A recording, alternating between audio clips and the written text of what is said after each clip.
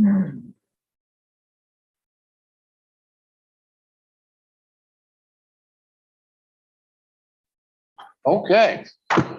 Well, good evening, ladies and gentlemen. I call out of recess Lee County Zoning Board of Appeals hearing on petition number 21 P 1591 GSG Wind LLC's request for a special use permit to construct a wind energy conversion system within Lee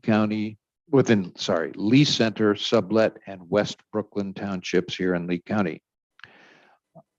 In case you have somehow lost it, but are also somehow able to hear me, the Zoom meeting ID is 913-3923, 9154, and the password is 209840.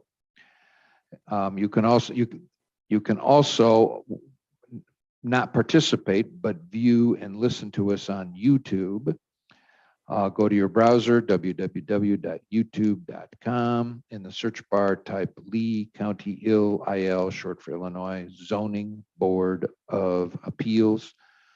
Don't be concerned with upper or lowercase letters. Find the session date you want, presumably today, May 9th, and click on it, and you should be seeing and listening to us, although with a bit of a short time delay.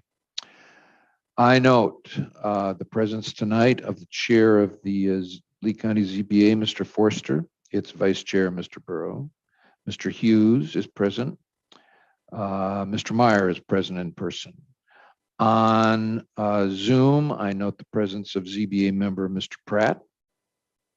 Back to in the courtroom, the Honorable D. Duffy is present, as is her able assistant, Ms. Hinkle. The state's attorney, Charlie Boonstra, is present, as is Mr. Berry, counsel for the petitioner, and 3 of his clients' representatives. Lee County IT is here helping us run the various technological pieces of equipment. Callie, the court reporter, is here, and himself, making 14 necessaries in person. I see 1 interested party in the courtroom, making 15 people total in the courtroom. There are none in the jury room. On Zoom, there are 2 attendees, the aforementioned Mr. Pratt and another interested party. Makes the total attendance tonight 18 people. When we left off last, we were in the midst of the petitioner presenting evidence, and Mr. Berry, I'll turn it over to you and you may continue.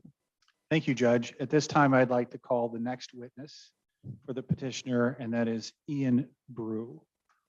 He's going to discuss the sound study. Mr. Groupman, I will swear you in. And then, oh, that's right here. I'm sorry, I pushed that chair too far. My fault. Do you solemnly swear or affirm the testimony you're about to give will be the truth, whole truth, and nothing but the truth? Thank you. All right, have a seat. You may inquire, counsel. And before we get started, Mr. Brew does have a PowerPoint presentation. If we could load that onto the screen, please. It's going to be the one called Summary of Sound Study.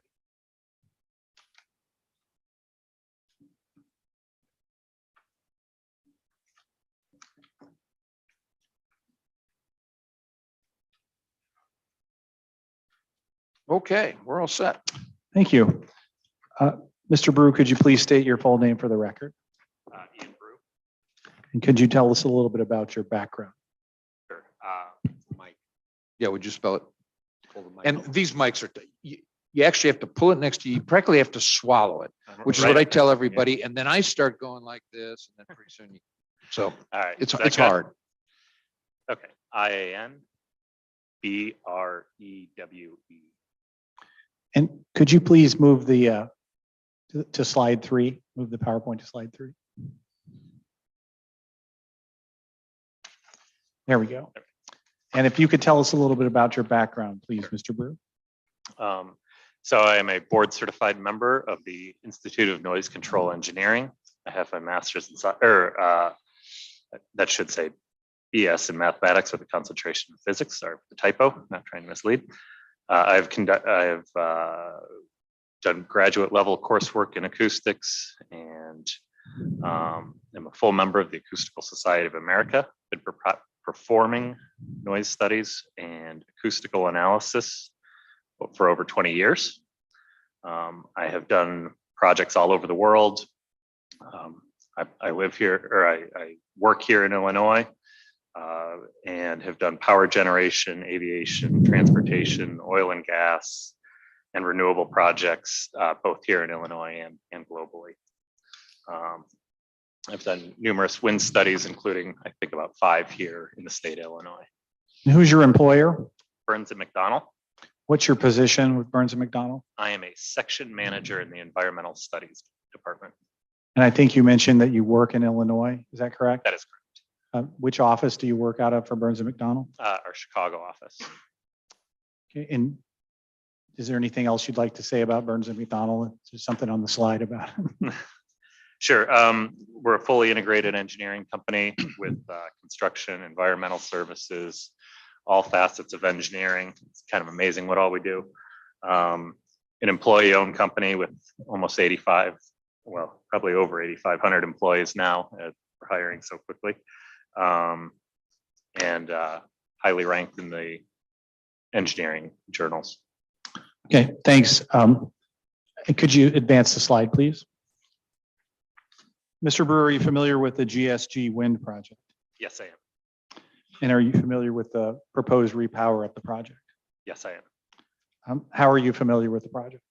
I've worked on the study. I helped supervise the ambient noise study that was conducted in the area.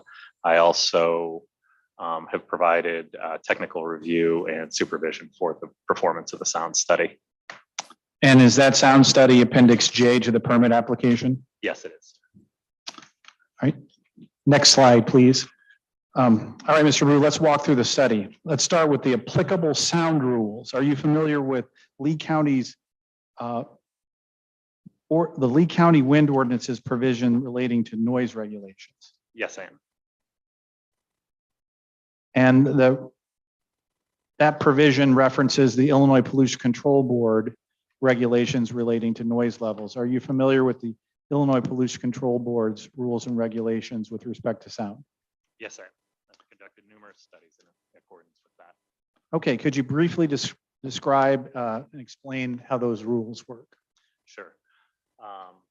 We could advance the next slide. You gotta I Really can't get in there? Yeah, there we go. It's hard. So Illinois Pollution Control Board limits noise based on land classification, both of the noise source and the receiver. So here in this example, we've got wind turbines on a agricultural property, which are considered land class C, and the impacting residential receivers, which are considered land class A. The control board has established daytime and nighttime limits, with the nighttime limits being lower than the daytime limits, since most of us sleep and recreate and want quiet time at night. And they limit noise in individual frequency bands. So as you can see up on the slide, we have frequencies ranging from 31 hertz to 8,000 hertz, and in each frequency band has an individual numeric limit.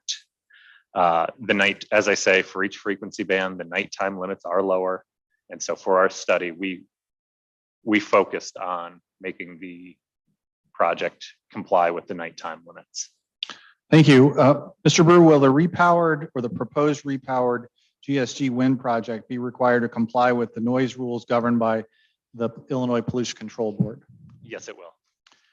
And not to jump ahead here, but did the study you worked on conclude that the sound emissions from the proposed repowered GSG wind project comply with the Illinois Pollution Control Board limits? Yeah, the study concluded that as currently designed, the repower project will comply with the limits at each frequency.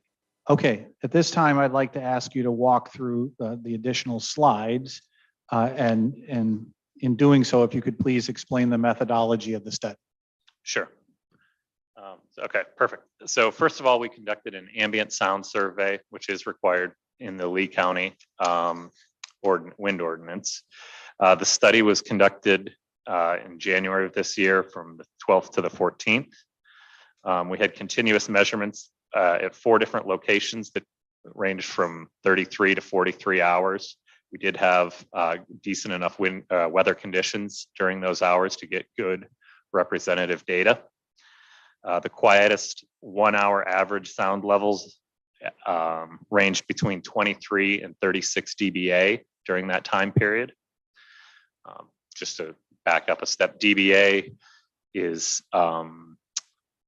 what the human ear basically hears. So when we look at sound levels across all those frequencies, the human ear hears different frequencies differently.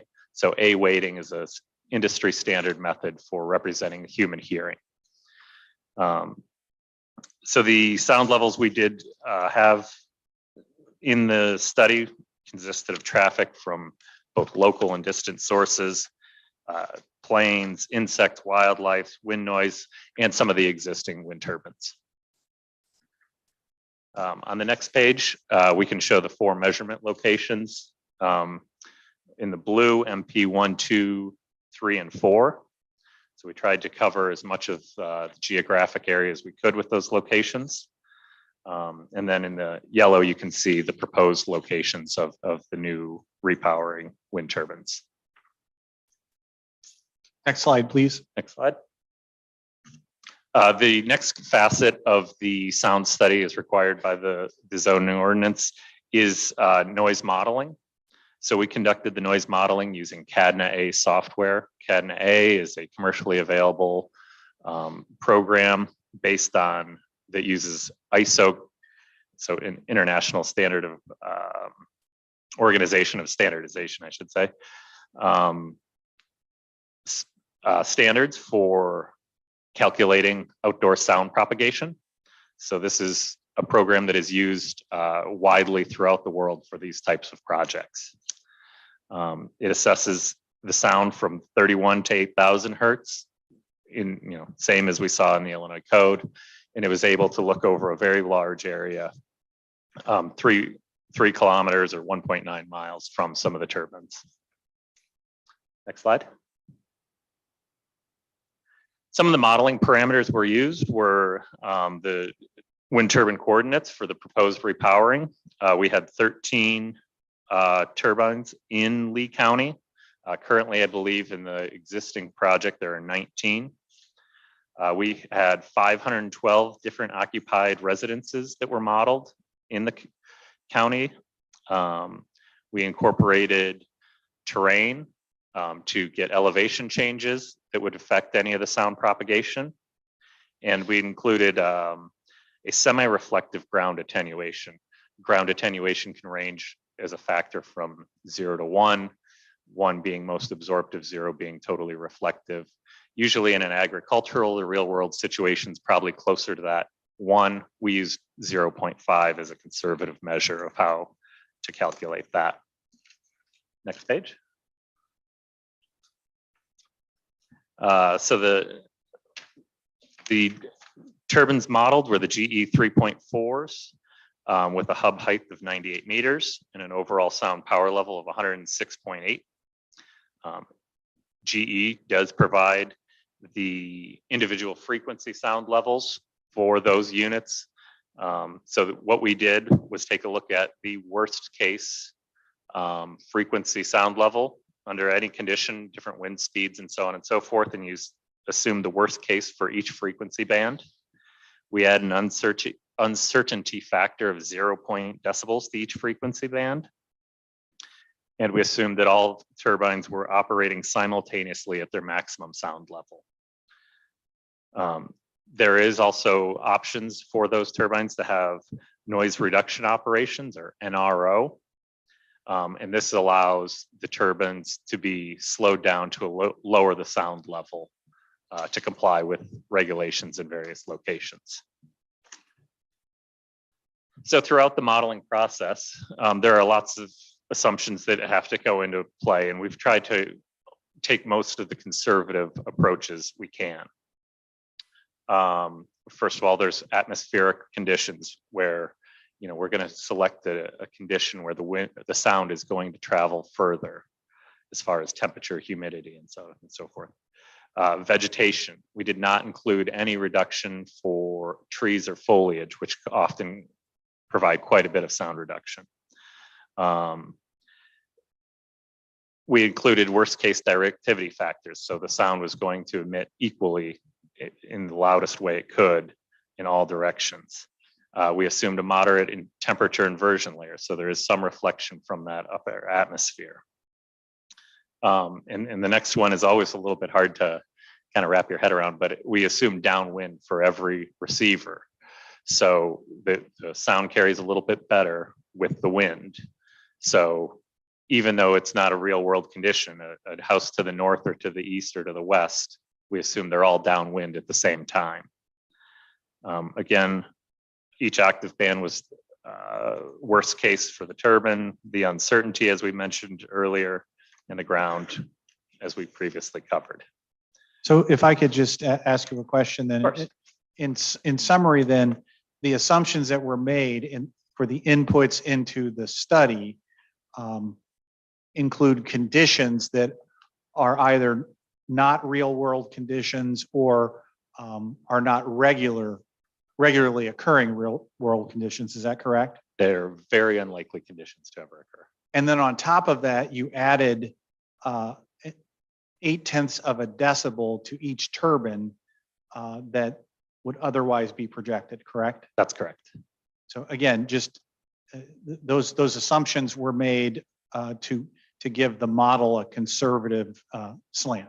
Our goal is usually to have our models over predict the sound levels.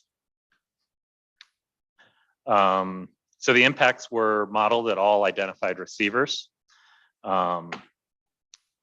They are cumulative.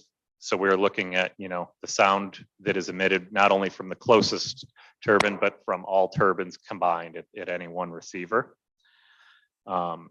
Generally speaking, here in Illinois, especially with wind turbines, the 1000 hertz octave band is the most difficult one to achieve. And it's usually the one that drives whether if you get at 1000 hertz into compliance, most of the other frequency bands fall into place. And the predicted sound levels at each of the non-participating residences did comply with the nighttime Illinois Pollution Control Board limits. We did have to apply noise reduction operations on a few of the turbines, which are identified in the sound study. And if any of those turbines were to move or to change slightly, we would update the modeling to verify whether any of those operations need to be in place. And then on the final slide. Before we jump to that one, just wanted to clarify that per that last bullet on this, the bottom bullet on the slide, your study concluded that the turbines or the repowered GSG wind project will comply with the Illinois Pollution Control Board limits. You may have to operate the turbines in RO mode, but the project will comply with those limits. Is that correct? That is correct. And so on the final slide then, this is just a graphical representation of all the turbines that were modeled. And with the gold again, the residential receivers in the purple, and the lines being the sound contour levels. This is an overall sum of all the frequencies. We did look at individual frequencies, both graphically and numerically, to verify that at each frequency, at each residence, the project complies with the Illinois Pollution Control Board limits and the Lee County limits, therefore. I think that concludes my study. All right. Questions going around the horn because it's easier for me. Mr. Boonstra. Oh, thank you. Ms. Henkel.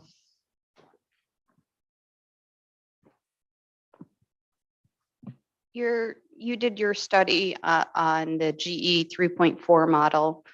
However, the petitioner has proposed 4 different models, this one being one of the smaller ones. Why did you choose this model? So for some of the larger ones, the acoustical data was not readily available at the time of the sound study. Once that, once a turbine is selected, it would need to, go through an iteration of the model to verify that we're still in compliance, and if anything else would have to be changed. Okay, thank you. Ms. Duffy? No. Mr. Forster? No. Mr. Burrow?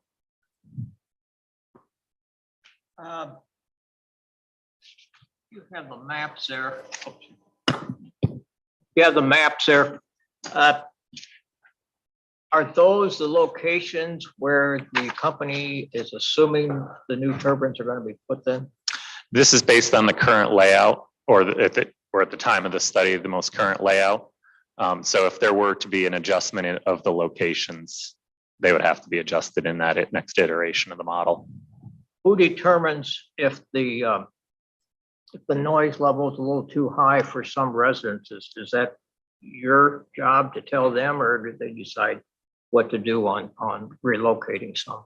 Yeah, so it's usually a back and forth process where, we'll run the model based on the provided layout and come back and say, we've got 20 residences here that exceed a limit here or there.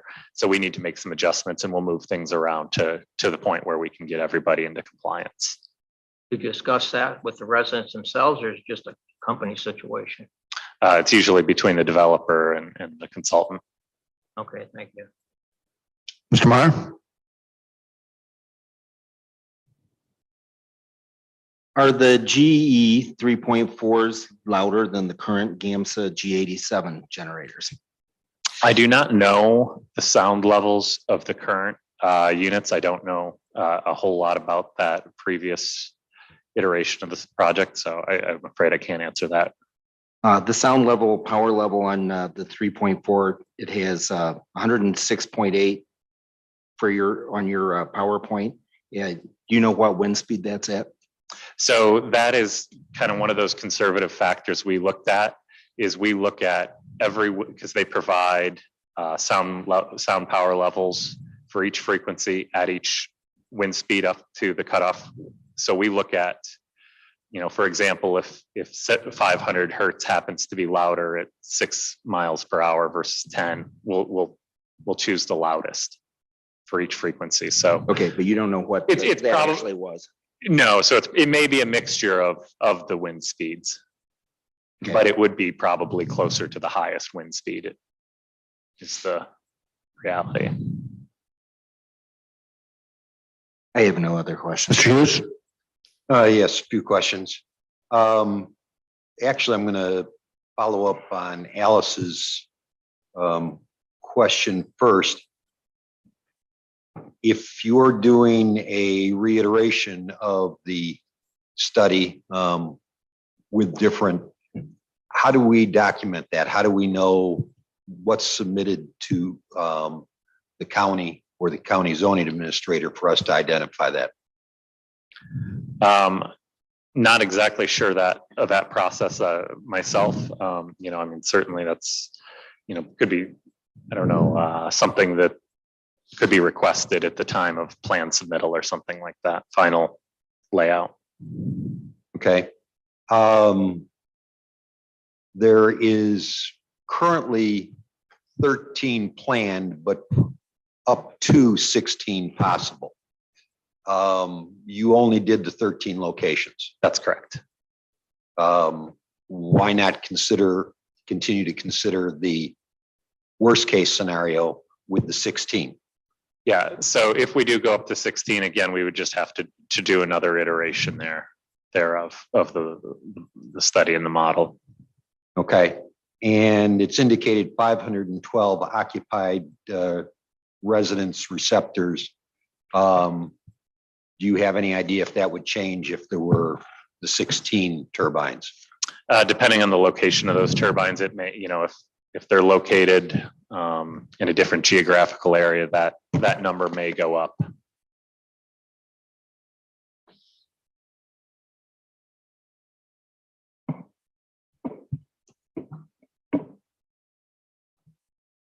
That's all. For change, my question is very simple. NRO, noise reduction, what's the O? Operation? Operation. Thanks. Mr. Pratt? Can you hear me good? Yeah. Good. When you did your ambient sound study, what was the conditions of the windmills up there? They running at full capacity? They still, you know? They were in operation. I can't speak specifically to what levels they were operating at, but they were in operation, although, you know, it is any random day, some may not be operating, most were. So now that you have that study, how does that fall with what you're going to expect for the sound level with the new ones? Is it higher, a base level higher? We did not run a comparison at those specific measurement points. You know, some of the measurement points were pretty far away from any of the residences or the existing turbines. So we weren't really taking samplings to understand what the existing turbines were putting out, but rather what's the existing ambient environment in the area. Okay, no other questions. Thanks. All right. Keeping it in the room where it happened, interested parties, anybody got a question? The two of you, either of you, raise your hand. All right. Remember, we're a new day, so give us your name and where you live in relation to the proposed project. Lorraine Kittrell, 2180 Richardson Road. I'll have one directly across from my house. Actually, Okay. there's three in a Go- row. Go ahead and ask. So when you put the new windmills up or turbines up, and there's a problem with noise, how are we supposed to go about notifying or getting somebody out to look at it? I believe there is a complaint component, Okay, so that would be under the complaint. correct? Okay, that's no questions. All right, sir, anybody else? Yeah, Doug Klein. I would be an adjacent landowner. And maybe that answered my question there. She did, but is there a continuous monitoring of the noise level once they're up? I don't believe there's a requirement in the ordinance for continuous monitoring.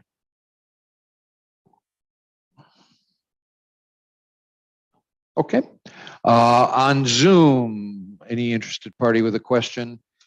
Since there's only one interested party, if you have a question, say, yes, I do. Yes, I do, please. Okay, go ahead and ask. This is Mary Doty Mock. We own 111 acres, 3/4 mile long on Route 51. We intended to put an airfield in and didn't know about the turbines going in the first time and went up to see the property, and there were wind turbines on both ends. So that property value is now That's a speech. that's Do you I'm have any sorry. questions? at Oh, I'm this- sorry. Yes, Mr. Bruce stated that the turbines are slowed down if exceeding sound limits. Who is monitoring the sound limits? He just said that there aren't active monitoring. He can only answer one question at a time. Just to ask him a question. I know it's hard. You're not used to it. Who is monitoring the sound levels to do the slowdown when needed? Bingo. So the slowdown would be, or the NRO operation would be determined prior to by acoustical studies to determine which ones would require that to comply with the IPCB rules. So if the conditions changed from what you did the study on, there is no monitoring then if that sound level is higher. Is that correct? To the best of my knowledge, there is no monitoring requirements in the county code. Okay, so you stated that the turbines are slowed down if exceeding sound limits. Well, if the conditions are such that it's exceeding sound limits, how do residents get a slowdown to mitigate the sound? That would probably have to go through a complaint system and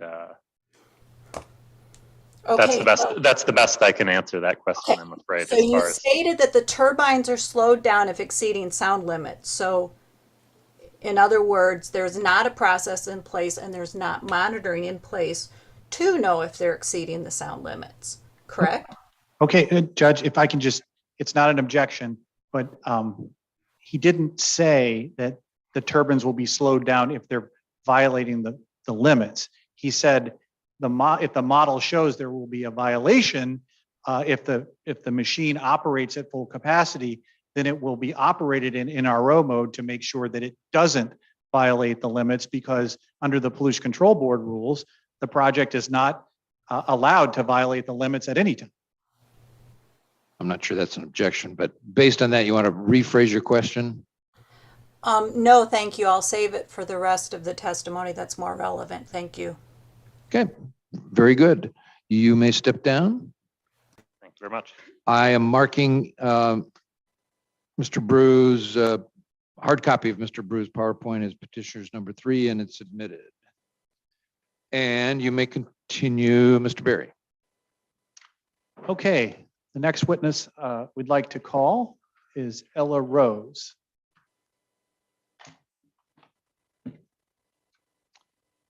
And while she's coming up to the stand, if you could please load the second PowerPoint presentation. Solemnly swear or affirm the testimony you're about to give will be the truth, whole truth, and nothing but the truth. Have a seat. And if you could go ahead and move it to the next slide, please. All right, good evening, Ms. Rose. Good evening. Could you state your name for the record? Ella Rose, spelled first name E-L-L-A, last name R-O-S-E. And could you tell us a little bit about your background, please? I am a registered professional engineer in Montana and Missouri. I have about 8 years of experience in renewable energy projects ranging from 50 megawatts to 1,500 megawatts in size. And who's your employer? Burns & McDonnell. What's your position at Burns & McDonnell? I am a project manager in our consulting arm for renewable energy projects. And have you prepared shadow flicker and decommissioning studies or been involved in the preparation of such studies for wind projects in Illinois before? Yes, Are you familiar with the repower or the proposed repower of the GSG wind project? yes, I'm familiar with the Repowered GSG wind project and prepared under my direction, the shadow flicker study was prepared, as well as the decommissioning plan for this project. And incidentally, have you worked on any other repowered wind projects before? Yes.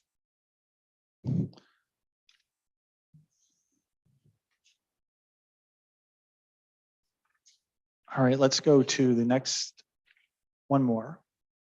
Thank you. All right, Ms. Rose, are you familiar with the limitations imposed by Lee County zoning code on shadow flicker from wind farms? Yes, I am. And can you tell us what limits the county zoning code imposes on shadow flicker?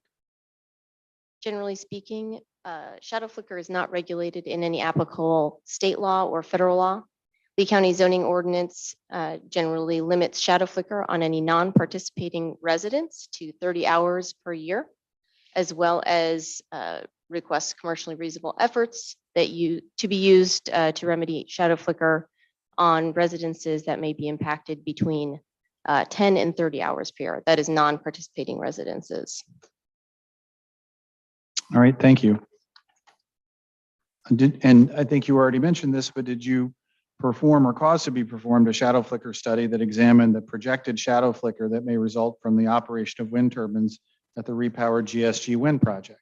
Yes, I did. All right, I think you've got some slides that discuss the study's results. So if we could move to the next slide and if you could walk through those. But before we do that, can you tell us in advance what the study concluded? Generally, the study concluded that of the 512 residences modeled in the study, just one was found to have a shadow flicker impact over 30 hours per year. And further, that 10, that is a non-participating residence impact. Further, 10 residences were found to have between 10 and 30 hours per year of shadow flicker as modeled in the study. And is the study you caused to be prepared or prepared Appendix H to the application? Yes, it is. Again, if you could please walk through the slides. Thank you. So this is a quick overview of shadow flicker. Shadow flicker has to have a couple conditions in order for shadow flicker to actually occur. It occurs when the turbine blades are spinning and pass in front of the sun, creating an alternating light and darkness perceived as a shadow flicker at a particular residence. Like I said, a couple things need to happen in order for shadow flicker to actually occur. One, it has to be sunny out. Two, the turbine has to be in operations. And there can be no obstructions between the perceiver, the residents, in the line of sight. Shadow flicker primarily occurs during certain times of days and certain seasons, primarily when the sun is low on the horizon, as in typically in the Midwest here in the winter months, or in the early hours of the morning, or in the early hours of the evening. Next slide. To perform the study, we use an industry standard modeling platform called WinPro. It studies or models the sun's path during every minute of the year. And the results of that model are aggregated by the residents for the entire year. Next slide. It's a summary of the modeling parameters and inputs for this study. For Lee County, we modeled 13 wind turbines. That is the GE 3.4 140. As Ian had noted earlier in his testimony, the GE 3.4 140 was the most accurate data we had at the time of studying this layout. And so that is what was utilized as part of the study. And we would have to remodel anything based on that final layout. The residence coordinates are input into the study. That's 512 were modeled. There was a couple residences that were modeled with obstacles, and the remainder of the houses were modeled in greenhouse mode. And that is that the location is essentially a glass house, so no obstruction to that shadow flicker, a more conservative approach. Next slide. The turbine dimensions were included in the study, including a hub height of 98 meters and a rotor diameter of 140 meters. And the turbine operation is a combined factor of the wind data from the site as well as the wind turbine's power curve. Next slide. As mentioned, 16 residences were modeled using obstacles, that is trees and buildings, anything that would get in the way of the flicker and the residents perceiving that flicker. An initial study was run to identify what residences might be greater than 10 hours per year of shadow flicker, and certain residences based on that study were modeled with obstacles. Again, terrain inputs include a resolution of 10-meter contours based on the USGS National Elevation Data Set. If you have a turbine higher up, and if we're looking at that line of sight, those different elevations will impact how much shadow flicker might be perceived at a particular location. Next slide.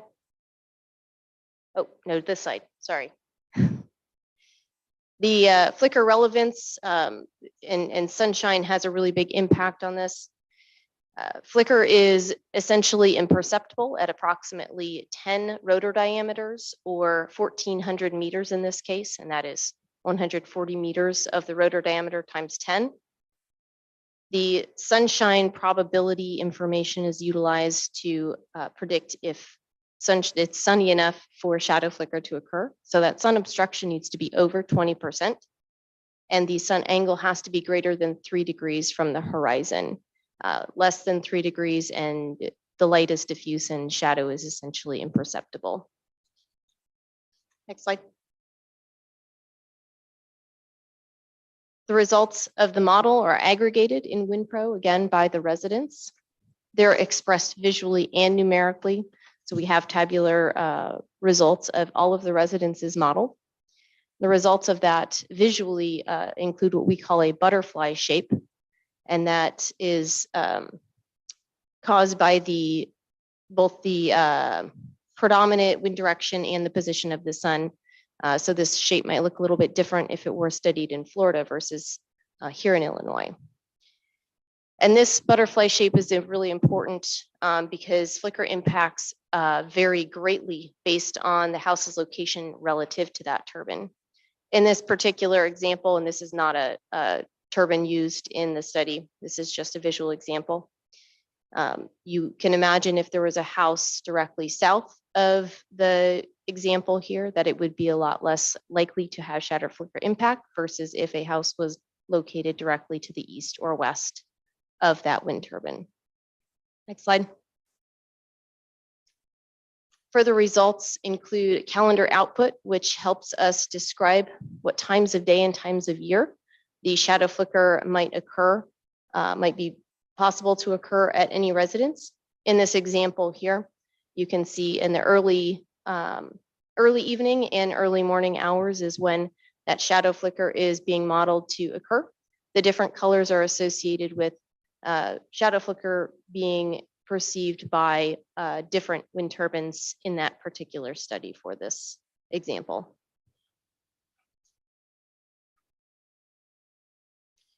Next slide. Oh, whoever's doing the slides is very good. So based on the conservative modeling inputs into the study and the 512 residences modeled, as mentioned, we found one non-participating residence, which was indicated to have greater than 30 hours of shadow flicker per year. It is my understanding that that particular landowner has been consulted and is going to enter into a waiver agreement for the project. Further, there has been 10 non-participating residences found to potentially experience between 10 and 30 hours per year. The next slide. Regardless of the model results, shadow flicker can be mitigated. Common mitigation techniques include micrositing, that is moving the turbines around in location to get that shadow flicker minimized or mitigated, and installation of blinds, curtains, awnings, planting of trees or vegetation, modeling of existing obstructions, barns, trees, vegetation, as well as a regulated turbine operation. And regulated turbine operation can be modeled and that can be controlled based on the wind parameters and direction and sunshine at a particular project, if that's something that the project needs to undergo. And that concludes my slides for shadow flicker. All right, are you ready to switch gears and put on your decommissioning hat? Yes, I am. All right. So the decommissioning plan for the proposed repower of the GSG wind project was prepared under your direction, correct? That is correct. And is the decommissioning plan that was prepared under your direction Appendix E to the application materials? Yes. Are you familiar with the Lee County Wind Ordinance's provisions relating to decommissioning? Yes, I am.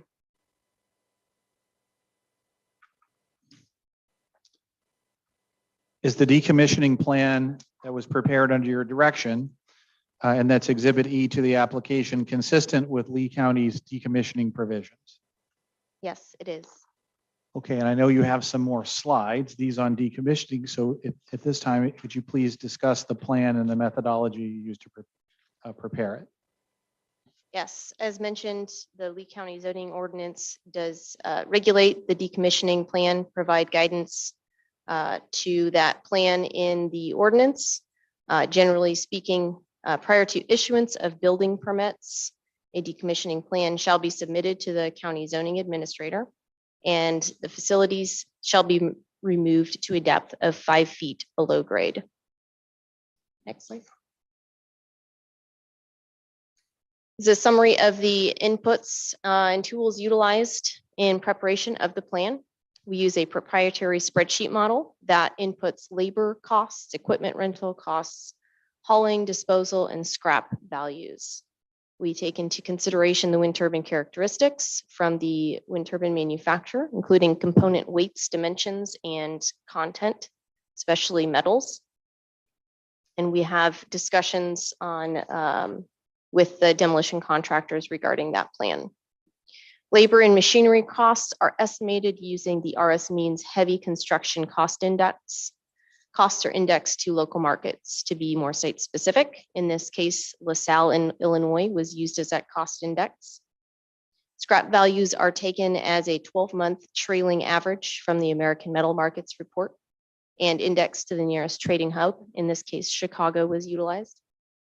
And a local company is contacted to estimate landfill tipping charges. In this case, JKS Ventures Landfill landfills was utilized in the study. Next slide. An overview of the decommissioning plan. The equipment or the removal includes above grade equipment and structures and foundations less than 5 feet below grade. Roads, turning radii, and crushed rock surfacing or other surface improvements would be removed. Equipment and materials are recycled where possible.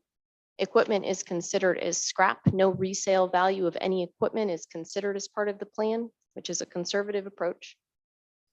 And reuse may be considered where possible. For instance, the crushed rock surfacing may be have some value in local projects. The plan considers environmental cleanup and restoration.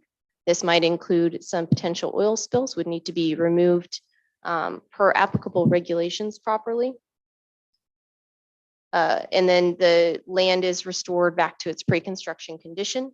Some surface grading would be performed and reseeding of the project. Ms. Rose, what is the assumed technique for removal of the equipment that was addressed by the plan?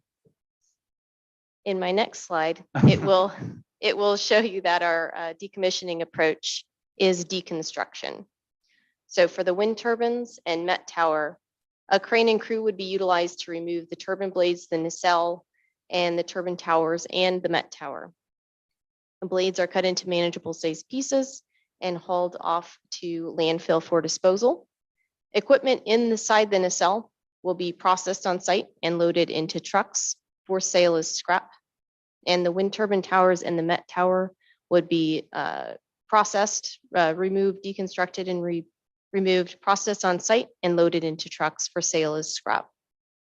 Foundations are removed using a demo crew and a jackhammer to a depth of 5 feet below grade, and their concrete rubble would be loaded into trucks and sent to a landfill for disposal. The roads and roadways would be reclaimed with an excavator, the material loaded into trucks and hauled away for disposal. Again, noting this is a common material that could be used as reuse elsewhere. Next slide. The electrical collection system that is buried underground connecting each one of the wind turbines is expected to be buried at least 5 feet below grade and will therefore be retired in place. Further, the Repower project expects to use certain amounts of the underground cable that are currently installed at 3.5 feet. And through the amendment to the AMA, the Department of Agriculture has approved to allow those existing cables to be retired in place for the Repowered project. The O&M building utilized for the project is expected to be demolished with the demolition crew. Any salvageable material would be processed on site and loaded into a truck for sale as scrap. All other material would be considered debris and disposed of at a local landfill. The substation and transmission line, the very short transmission line for the project. These facilities are located in LaSalle County and are therefore not included in the decommissioning plan for Lee County. Those facilities will be addressed in that plan for the appropriate governing agencies. Next slide. For the decommissioning cost estimate as prepared under this plan, based on the 13 GE 3.4 140 turbines at a 98 meter hub height and including 5% owner indirects and 20% contingency. The total estimated gross cost for the project for decommissioning of the Repower wind project is $2,456,000 with an estimated scrap value of $1,716,000, bringing a total net cost of $740,000 or $56,923 on a per turbine basis. That concludes my slide for the decommissioning plan. Ms. Rose, I have one more question. Oh, sure. A couple slides back, you mentioned the AMA with the Illinois Department of Agriculture. Is the decommissioning plan that's Appendix E to the application, was it prepared in compliance and does it comply with the AMA that was entered into by the project with the Illinois Department of Agriculture?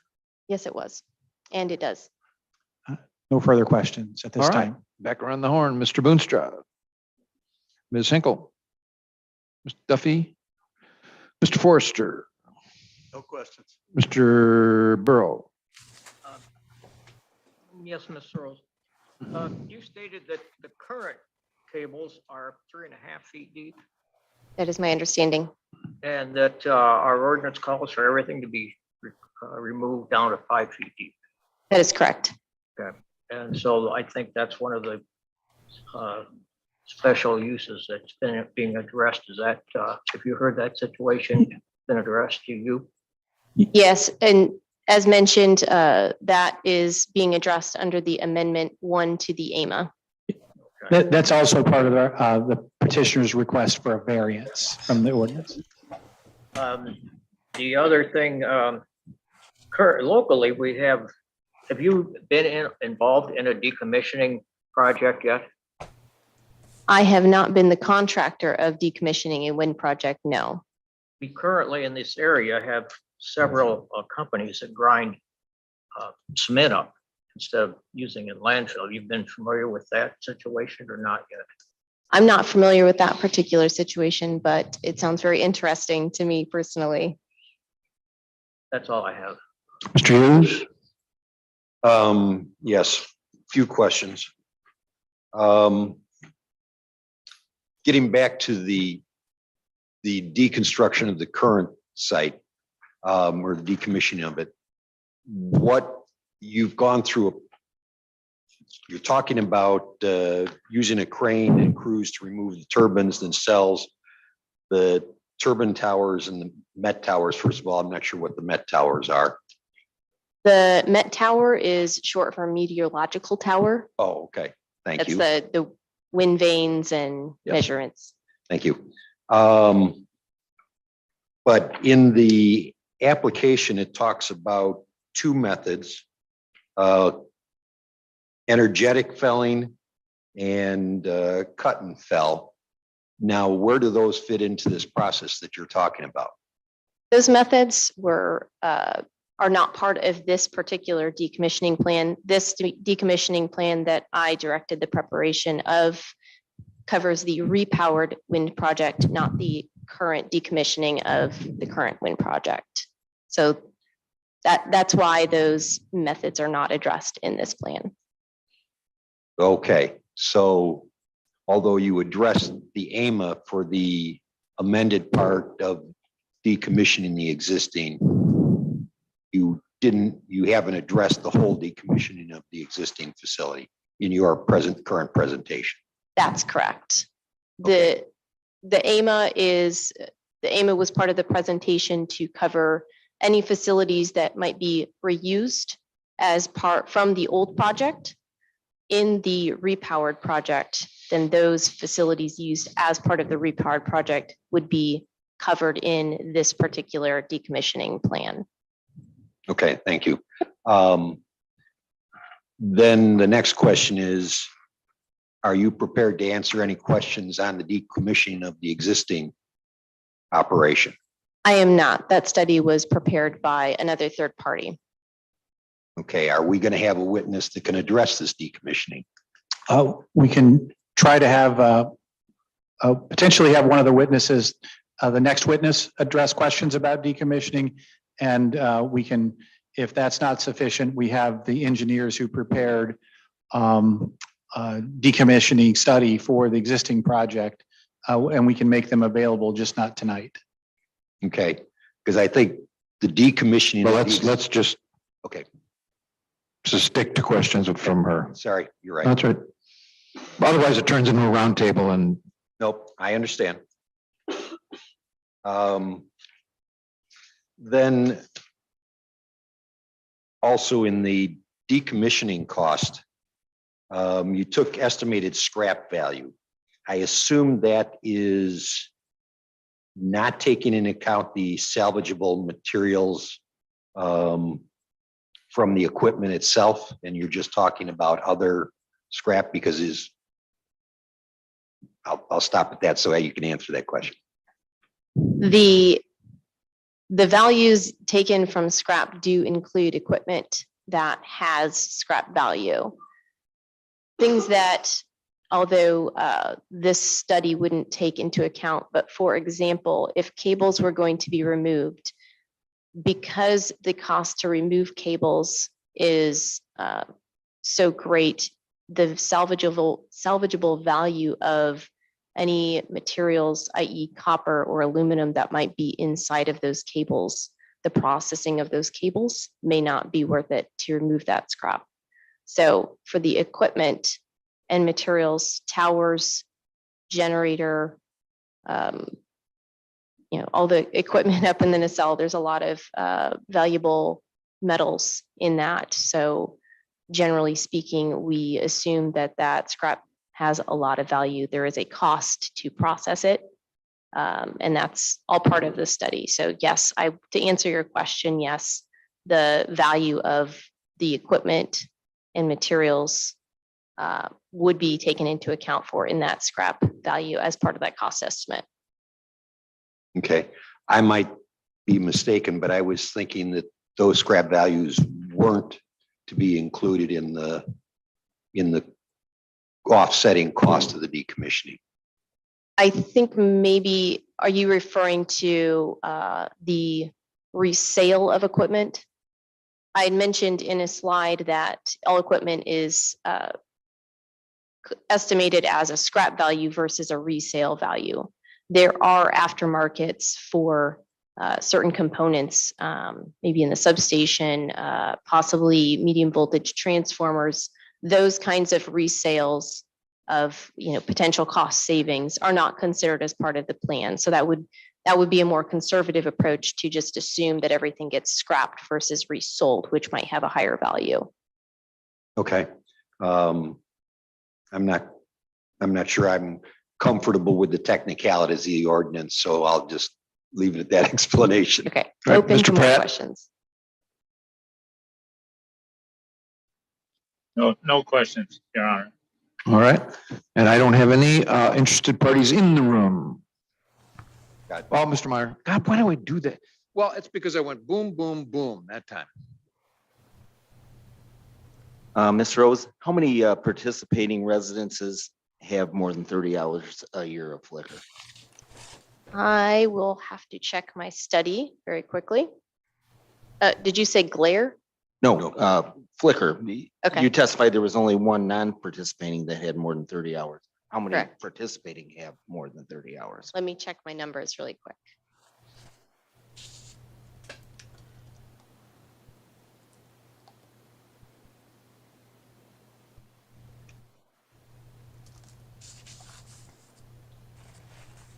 I'm counting 4 per the shadow flicker analysis, which is included in the application. How much more flicker would there be at a hub height of 105 meters than at 98? Mr. Wycherley testified last time that the meters would be as high as 105 meters. Would that change? It would change. What that impact is, I can't tell you today. That would be something that we would have to go back and study as an iteration. Yeah, I don't have any other questions. Okay. Now we're interested parties in the room. No. How about on Zoom? Interested party? Yes, please, just a quick question. Sure. Did I understand correctly that if the value of the buried wires weren't high enough to justify salvaging, does that mean those wires would stay buried, or is that also going to be decommissioned no matter the cost? The underground collection cables as part of the plan are expected to be retired in place per the Lee County zoning ordinance, where facilities and equipment need to be removed to anything shallower than 5 feet below grade. With the exception being that the facilities in the existing project that might be reused as part of the repowered wind project would also be retired in place, and that are currently, as the information we have, is 3.5 feet burial depth for those cables. So no, the expectation as part of this plan is that all underground collection cable below 5 feet and those addressed in the Amendment 1 to the AMA would be retired in place. Okay, and that is on all participating land, correct? That has nothing to do with non-participating properties? The decommissioning plan is for all project facilities. So it is the assumption that if the project facility is located on the land, then that would, that decommissioning plan would apply to that land. What percentage of the wires are actually buried at the 3.5 feet versus the 5 feet or more? It is my understanding that the existing GSG wind project has all of its collection cable buried at 3.5 feet. And any facilities that would be reused as part of the Repower project, I guess if that answers your question, anything that would be used as part of the Repower project would be at that 3.5 feet. Thank you. That it then? Apparently. All right, you may step down. Could I ask at this time to move into evidence Ms. Rose's presentation? And I know I'm a little tardy on it, but could I also ask to move Mr. Brew's presentation into evidence as well? Well, you're not tardy because I beat you to the punch on the first one, and the second one, yes. You may ask and you shall receive. Let's do, now let's take a break. All right, now's a good time for a break. We'll reconvene again at, let's make it 8:15.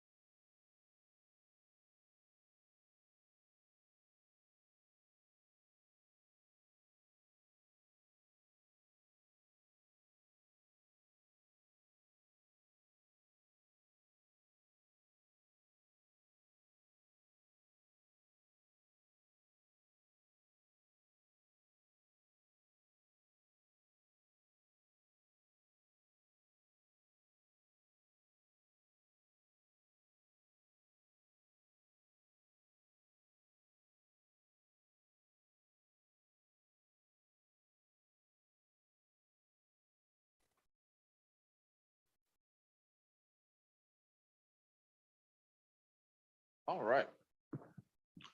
I'll call us out of recess. I've checked the tonight's baseball scores, and for those of you who care deeply, White Sox are about ready to win their 7th in a row, and the lowly Cubs are about to lose their 2nd in a row. So, all right, Mr. Barry, you may continue. At this time, I'd like to call the next witness, Mr. Carter Wells. Rose, you solemnly swear or affirm the testimony you're about to give be the truth, whole truth, and nothing but the truth. Good evening, Mr. Wells. Could you state your name for the record, please, and spell it?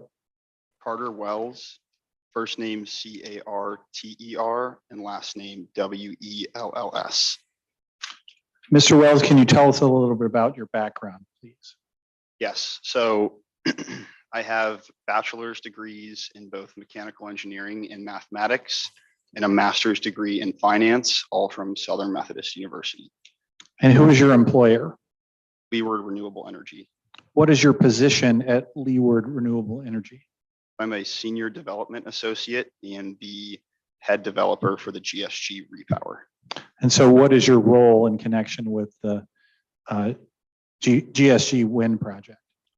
So I am essentially tasked with, the development of the Repower. So that is design, permitting, and then, managing the construction process. So is it fair to say that you're familiar with the proposed repower of the GSG wind project? Yes. Mr. Wells, can you confirm that the proposed repowered GSG wind project will not generate vibration that will adversely affect adjoining properties? Can, yes. Just as the existing project has done, the repowered project will not produce vibrations that will adversely affect adjoining properties. And this, the setbacks in the county ordinance are more than sufficient to ensure that any vibration caused by the turbines will not affect neighboring properties. And this would be confirmed by an engineer, through an engineer certificate prior to the issuance of building permits.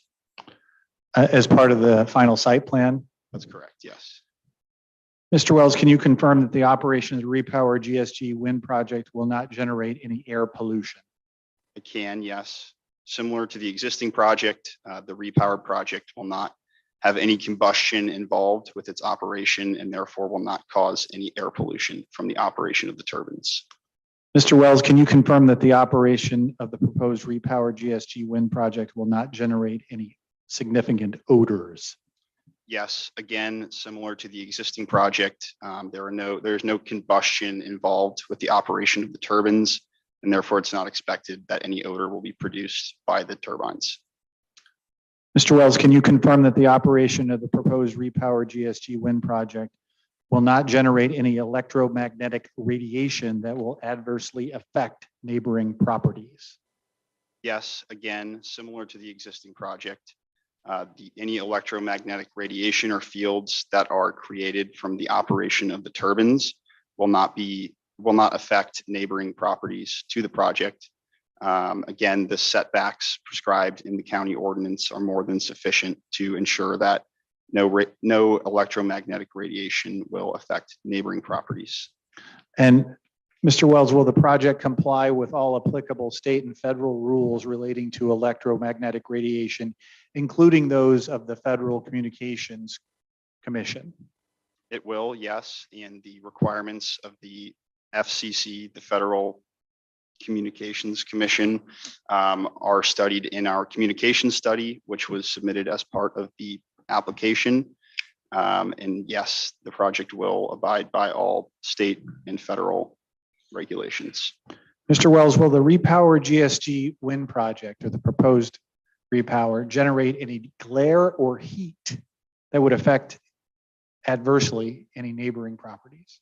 It will not, no. Again, similar to the existing project, the turbines will be painted white or another non-obtrusive color to ensure that there is no glare or heat adversely affecting neighboring properties. Mr. Wells, will the operation of the proposed repowered GSG wind project present a significant risk of fire or explosions as it relates to adversely affecting neighboring properties? No, it is not expected that the repowered project will be operated with any risk of fire or explosion. And we do not expect there to be any risks involved with that during the operations of the project.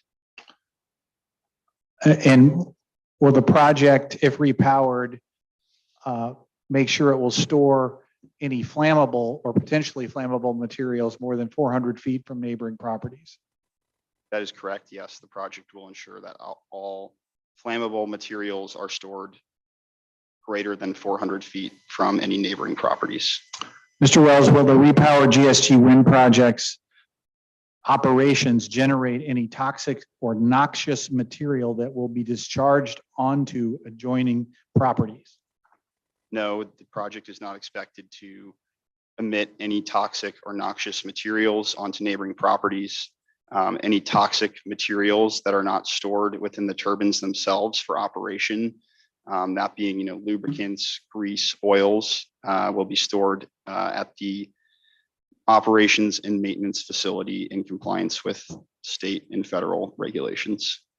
And will the repowered project, if it's built, have a spill prevention control and countermeasures plan? It will, yes. Mr. Wells, will the repowered GSG wind project, if built, how will that project manage waste material, or will it manage it in a way that avoids interfering with neighboring properties? Yes, so the project has a plan to manage any waste materials that are produced by the project. Any waste materials will be removed from the site and disposed of in accordance to any applicable state or federal regulation. And incidentally, is the waste handling for the proposed project discussed in the permit application? It is, yes, I believe it's section 5.2.5. All right, Mr. Wells, will the proposed repowered GSG wind project comply with local, state, and federal rules regarding the transport, handling, storage, and disposal of any hazardous materials connected to the construction, operations, or maintenance of the repowered project? It will, yes. And is that covered in the permit application materials?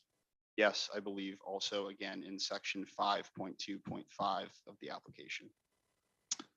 And will the applicant provide a written description to Lee County of all materials deemed hazardous materials and their role in the operations of the repowered GSG project in connection with applications for building permits? Yes, it will. Mr. Wells, have you had discussions with the Lee County zoning officer about whether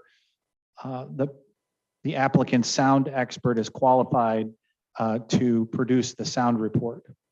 I have, yes.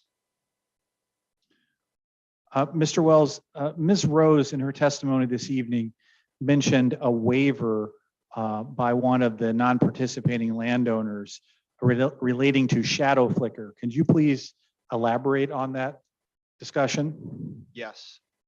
So in the shadow flicker report that Ms. Rose spoke about tonight, she identified one residence that exceeded 30 hours of shadow flicker. And I can confirm that the project has executed an impacts agreement with that landowner to waive the limitations to shadow flicker cast onto their property. Thank you. Mr. Wells, are you familiar with the decommissioning study that was done for removal of the existing project equipment? I am, yes. Is that study included in the permit application materials? Yes, I believe it is Appendix E. Thank you, Mr. Wells. Judge, at this time, I don't have any additional questions for Mr. Wells. Around the horn, Mr. Boonstra. Ms. Hinkle. Just to touch on the variances that you guys are requesting. For some of these variances, you have sought landowner waivers to address these variances. Is that correct?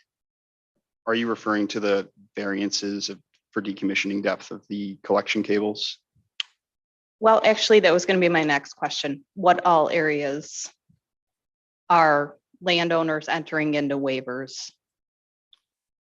So the participating landowners in the project have, signed as part of their easement an impacts waiver to essentially, waive any requirements for noise or shadow flicker and setbacks, except where otherwise limited by the ordinance from their residence or property line. Now, the landowners that will have collection lines left in place on their land, will they be signing waivers as well? So as of now, we haven't had landowners specifically sign a waiver for the retirement in place of those collection lines, the existing collection lines. But, in my discussions with landowners, and this is a discussion that we had with the Department of Agriculture as well, those original cables that were installed in the project back in 2007, landowners may have installed drain tiles in, on top of, around the existing collection cable. And, I've come to the conclusion in talking to the landowners in the project that, it is in their best interest and they prefer that the cable be retired in place to avoid any unnecessary impacts to the land. Okay, thank you. Ms. Duffy? All right, I've learned my lesson. I tried to go through the board in order of seniority, but I'm not going to do anymore because I keep skipping around. Mr. Forster, No questions at this time. Mr. Hughes, Yes, I've got a variety of them. First one I'll go to is the decommissioning. There is a study in here referencing the existing decommissioning. But I don't see that it draws a specific conclusion. There's two particular methods that it's talking about: the energetic fell and the cut and fell. Has there been any decision as to which method is going to be used? So the report outlines, as you said, both the energetic felling and the cut and fell method. We are seeking approval to use either one of those options. And we would make a decision as to which method of decommissioning to use prior to application for building permits. Okay. In the energetic fell method, it talks about the impact from the explosions, and the felling, and measures it at 1,000 feet. Is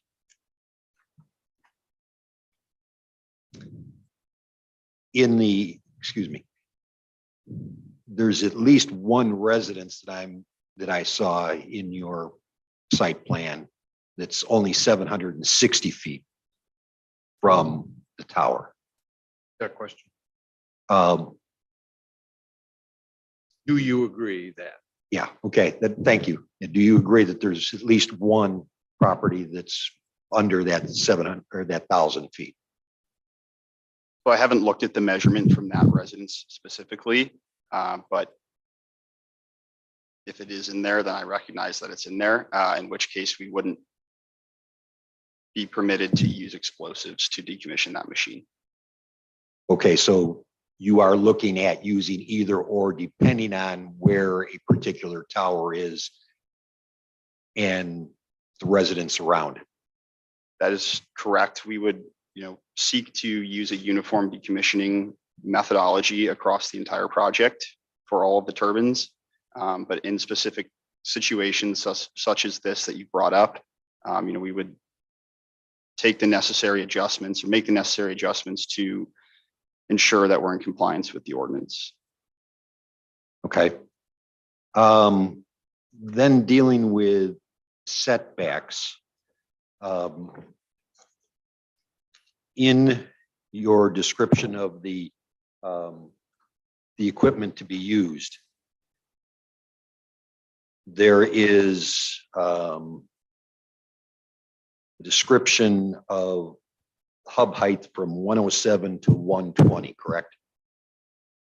I believe that is correct, yes.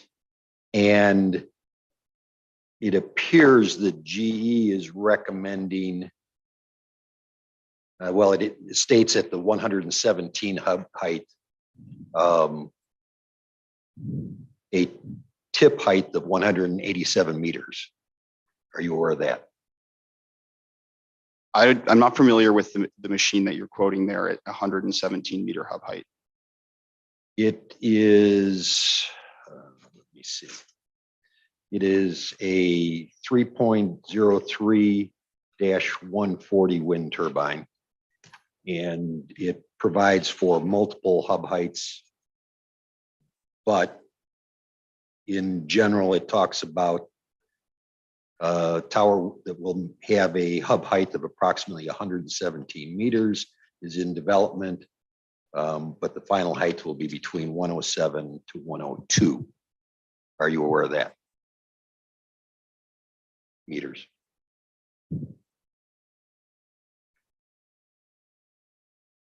I'm not aware of specifically where that is called out in the ordinance. I believe that the 3.03 machine that you're speaking about there does have a hub height of 105 meters.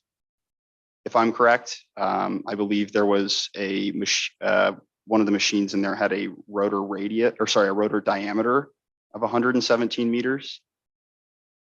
No, it shows a hub Shows height, 117. and maximum tip height of, or upper tip height of 187. And that's Where are in- we going? Let's just ask a question. I'm just clarifying the information because they have talked about multiple pieces of equipment. So I think would maybe you it's agree at that height that at the 1.1 times, which is required for the setbacks in either 1 or 1.1 in many cases, that would be about 677 feet. Yeah, so I think the reason I was confused is what you're referencing is the tip height, not the hub height. So the tip height being with one of the blades sticking directly up, the measurement from the tip of that blade to the base. And when you referred to hub height, I thought you were referring to the distance from the ground to the nacelle. So the center of the blades. It So has yes, both. It has both of those. okay. 117 is the hub and the 187 is the tip. So if you're in agreement that the 677 is the 1.1 times, as I was going through the placement, in most cases, it shows at 1.1, the radius that it shows at 1.1 times, it appears in most cases to be about 640 feet in the description of in the project maps. Okay. If the 1.1 is 677, why in the project maps is it drawn in most cases at 640? So the setbacks that you're seeing in, I believe that's Appendix A there, the project maps. Yep. Those are the setbacks from the GE 3.6 154 machine. So that is a 154 meter rotor diameter on a 98 meter tower. And I believe, so the setbacks in Appendix A are consistent with that turbine model, because that is the layout that is displayed there in Appendix A. But that doesn't appear to be what's put in the application, is it? The turbine used in the Appendix A site layout maps is the 3.6, the GE 3.6 machine. So given that this is our preliminary layout, we modeled, the setbacks off of that turbine.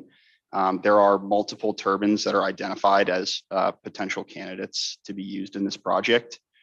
So if a turbine other than the GE 3.6 machine was selected, we would provide updated setback maps and site layout maps to show compliance with the ordinance.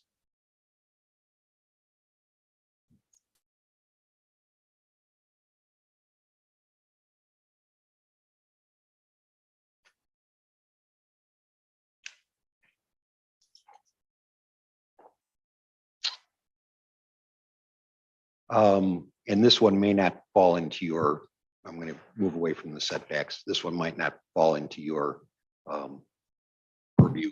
I missed a chance to ask Ms. Rose. But in the modeling for the shadow flicker, they used 10 of the properties were modeled with obstacles.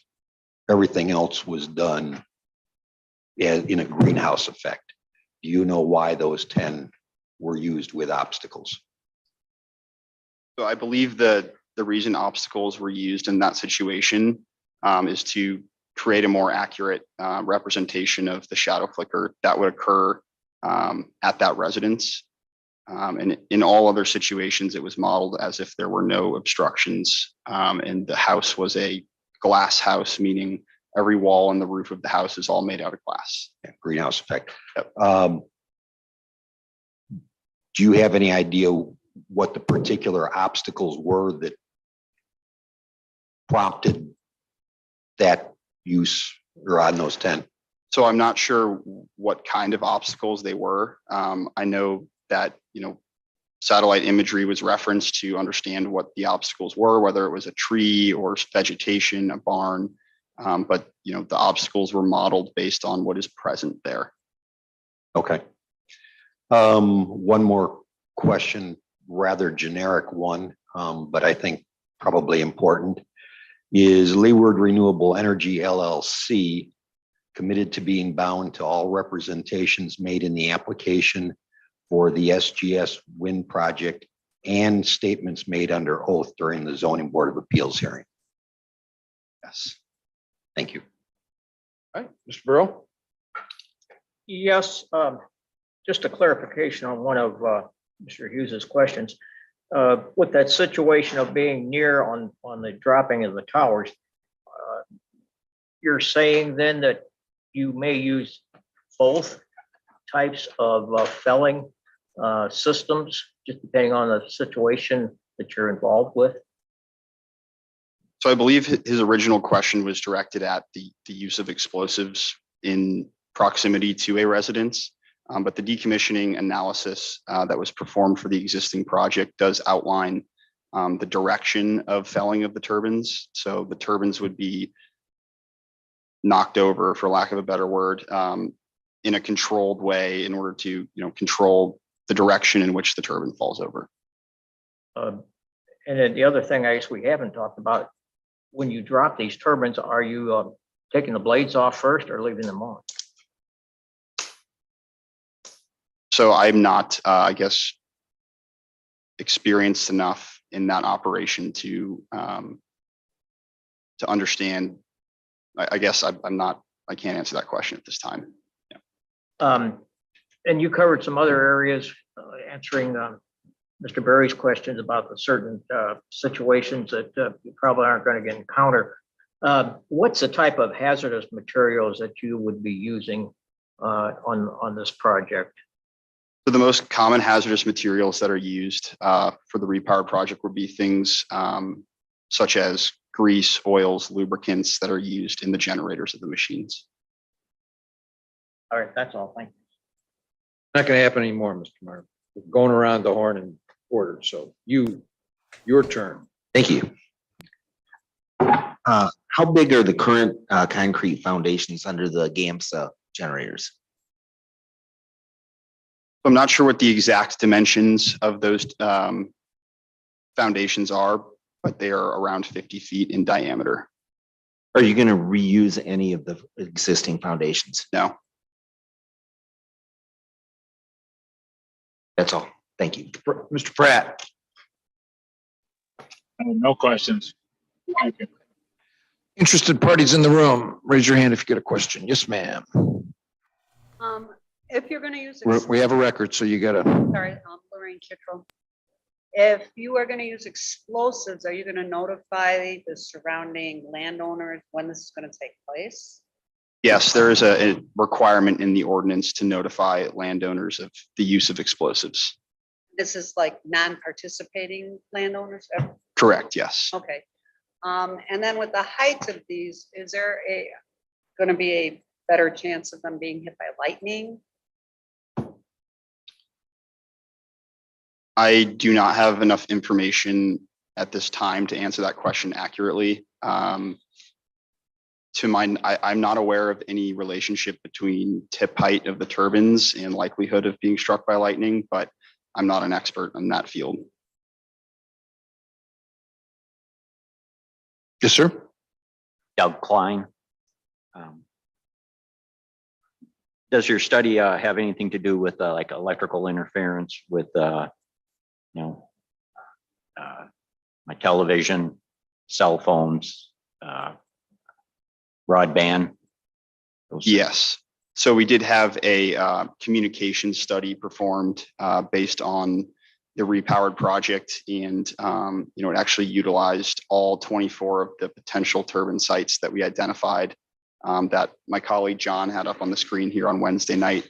And yes, we did have a communication study performed, which addressed things such as TV signals, cell phone signals, emergency communication signals. And I am not sure which appendix that is in the application, but it was submitted as part of the application package. Presently, I have 2 megawatt towers behind me, and likely there's going to be 1 4 megawatt tower to replace them. Is there a proportionate increase in interference with the size of the tower? So to my knowledge, the interference is not based on the generator size as you're referring to. So an increase from a 2 megawatt machine to say a 3.6 or a 4.5, to my knowledge, does not have any effect on communications interference. Communications interference is more affected by the physical size of the turbines. So that would be the tip height and the rotor radius or the rotor diameter of the turbines. So the amount of interference would be proportionate to what the present tip height is to what it is going to go to now. So I don't think it would be accurate to say that the level of interference is proportionate to the size of the turbine, because there are a lot of other factors that play into any interference that occurs. For some signals, it's a line of sight. For instance, microwave beam paths need a line of sight from 2 of the towers. So that is something that we take into consideration when designing the layout for the project. Is we'll look at beam paths between towers, so that the signals that are being transmitted between 2 towers, there's a width and a height to those beam paths. They're almost like a circular tube, essentially invisible, running through the air. And so those are considered when designing the layout to ensure that turbines won't interfere with that line of sight path between towers. Thank you. That it then? Apparently. All right, on Zoom, interested party questions? Yes, please. Yes, please. I know, I'd start with your name. Oh, please. good. Mary Mock. Just one quick question. What escrow account or bond is actually in place to guarantee that Leeward Limited Liability Corporation will actually execute the decommissioning plan when or if it's discovered that the cost of decommissioning far exceeds the actual salvageable value? So it's my understanding, firstly, the decommissioning plan that was presented by Ms. Rose, takes into account all the factors to determine the net decommissioning cost of the project. And in the county ordinance, that decommissioning cost is updated periodically throughout the life of the project to ensure that the adequate amount of money is in the escrow account to decommission the project. Oh, that's excellent. So Lee County holds that extra escrow account, or that's out of the hands of Leeward LLC? That's correct. Yes, to my knowledge. Thank you. Meaning that's it? Okay, I have one question.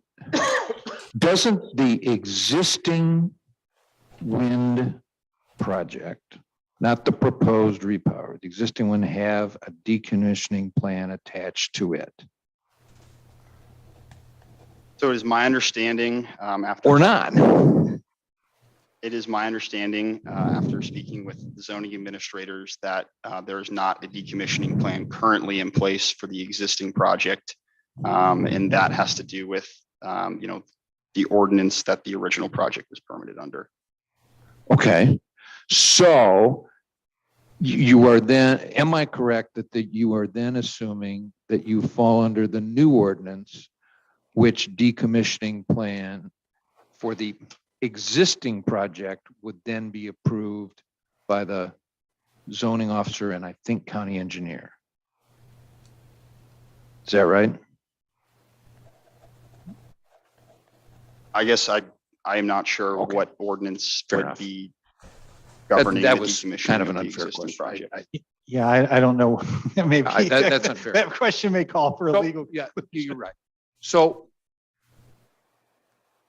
what protocol do you, as you sit there now, as the project development manager, do you intend to use to get the existing project decommissioned?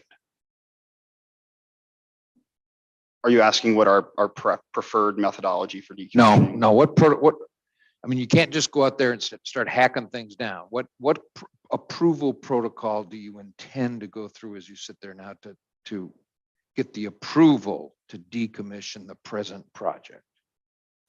So we've submitted a decommissioning analysis as part of the decommissioning plan for the existing project in our permit application, which outlines two methodologies for decommissioning.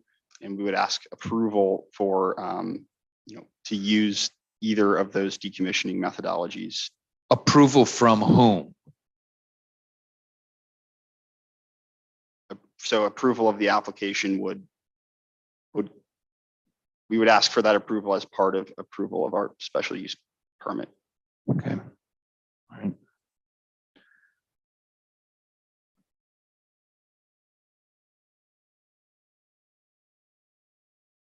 All right, based on my questions, Mr. Berry. I have no further questions Okay, for Mr. you may Wells. step down. Thank you. Thank you.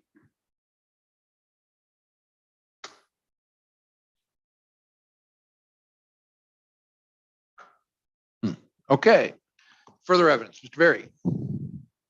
Well, I guess the question I have is less for Your Honor than perhaps for the board members. As I indicated earlier, when Mr. Hughes inquired about the decommissioning plan or study for the existing project, we have an engineering firm that prepared that plan, and the applicant is certainly willing to make them available should the board want to ask further questions. We just can't, they're not available tonight. Hoping you appreciate this, I don't want to put that burden on the board. I mean, I'm going to put that burden on you to decide whether you want to produce that or not. And if you want to take a few minutes to consult with your client, that's fine. That's fine. I understand. This sort of came out of the blue. So we'll take 5. Okay, thanks.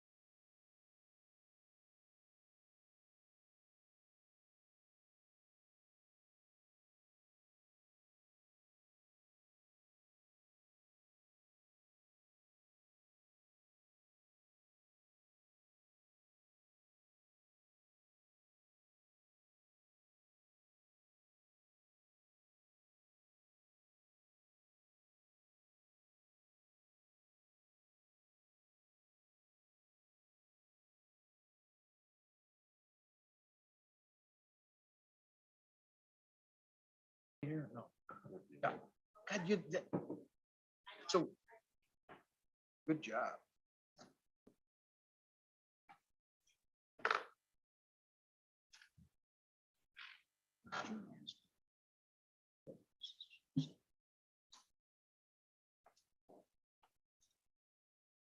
All right, on the record. We're going to be presenting one more witness, Okay. and they're not available this evening. And without being kind of pushy, but do you know when they're going to be available? Oh, yeah, I think they're available Wednesday or Thursday, whatever. Yeah, Wednesday or Thursday. This is going to create some other scheduling problems, but so it goes. I understand you've got your opportunity. So I don't want to ask any interested parties to present any evidence before you're finished. So I guess we're for tonight, Fine. Continue it till not tomorrow night, but Wednesday night, the 11th at 7 o'clock here at the old ballpark. Wednesday now, because now we're still in the midst of presenting evidence, and we're going to have to talk about some other dates.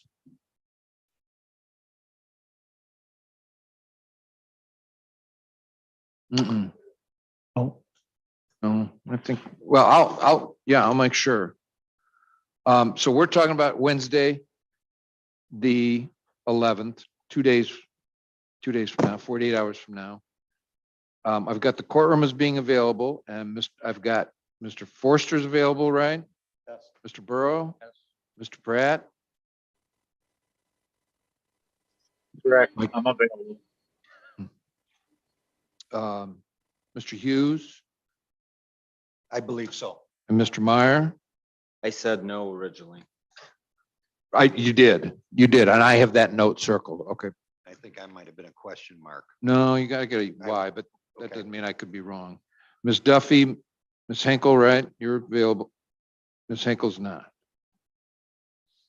How about you, Mr. Boonstra? Okay. yeah, Thursday would be fantastic. Well, if you guys want to do Thursday, that's fine with me. We'll just push it back farther, and that's fine. All right, let's go to Thursday. Courtroom's available. How about you, Mr. Forster? Yes. Mr. Burrow? Yes. Mr. Pratt? Yes. Mr. Hughes? Yes. Mr. Meyer? Yes. Ms. Duffy? Ms. Henkel? Mr. Boonstra? Mr. Barry, you and yours? Yes. Kelly? I'm here. All right, Thursday it is, Thursday at 7 o'clock. Here or be square. Thank you. Nope, thank you.